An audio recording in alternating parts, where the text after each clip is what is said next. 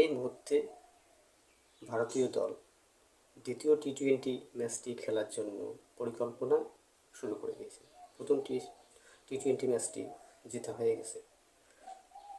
তার জন্য সূর্যকুমার যাদব ক্যাপ্টেন, হার্দিক পান্ডিয়া, রিঙ্কু সিং, অর্শদীপ সিং, বরুণ চক্রবর্তী সব প্লেয়াররা প্রস্তুতি নিচ্ছে।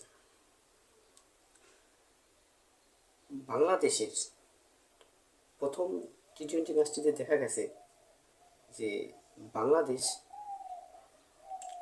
তাদের ব্যাটিং ব্যর্থতার মধ্যে প্রত্যেক প্লেয়ারই মানে সেরকম রান পাননি। তবে হচ্ছে যেমন ইমন 9 বলে 8 রান করেছেন, তার স্ট্রাইক রেট কিন্তু খুব নিচে। লিটন দাস একজন বাংলাদেশের ভালো খেলোয়াড়, ভারতের বিরুদ্ধে মোটামুটি ভালোই খেলেন তিনি।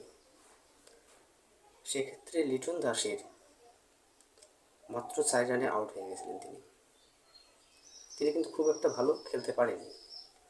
এরপরে ক্যাপ্টেন শান্ত মোটামুটি খেলেছিলেন, কিন্তু তিনিও 25 বলে 27 রানে আউট হয়ে গেছেন এবং তিনি কিন্তু ওয়াশিংটন সুন্দরের বলে আউট হয়ে গেছিলেন।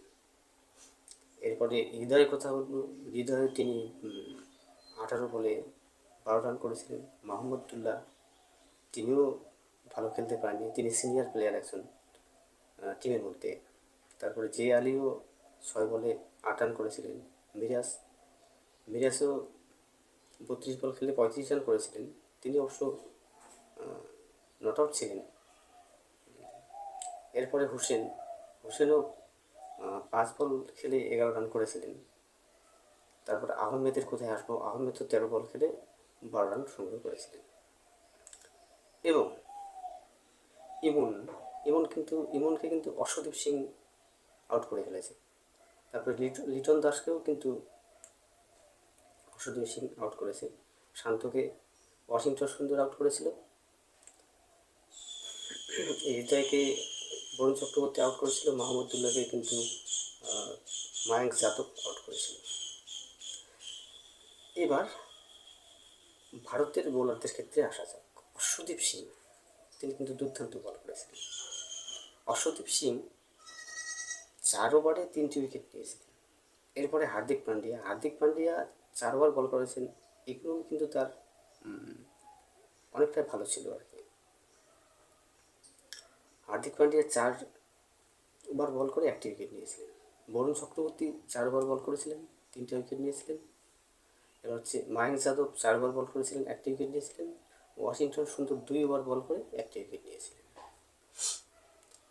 প্রথম বাংলাদেশ ব্যাটিং করে 19.5 ওভারে 127 রানে অল আউট হয়ে গেছিল। মানে ভারতের বোলিংগুলো যারা ছিলেন আর কি ভালো বোলিং করেছিল। এক্ষেত্রে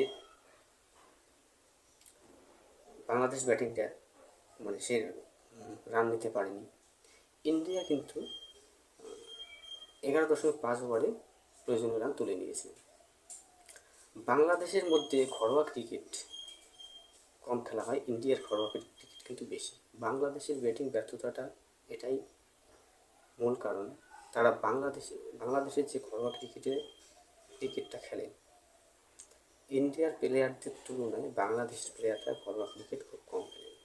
সেই কারণে তারা